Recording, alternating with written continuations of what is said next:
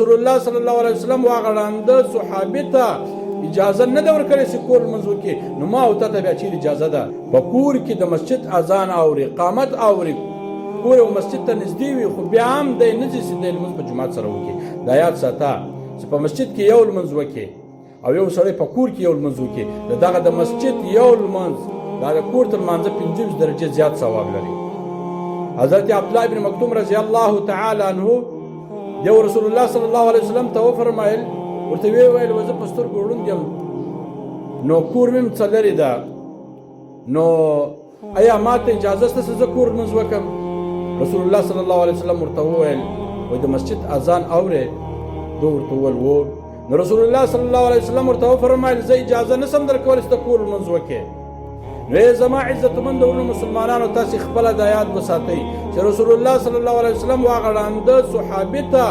اجازه نه ده ورکړې چې کور لمونځ وکړي، نو ما او ته بیا چیرې اجازه ده؟ الله رخصیت درکړی ده، ښه پهلوان په رقم یې طاقت الله درکړی ده، ځوان یې بیا هم ته کور ناست یې، د مسجد اذان اورې، اقامت اورې، بیا هم ته مسجد ته نه راځې چې لمونځ په جومات سره وکړې.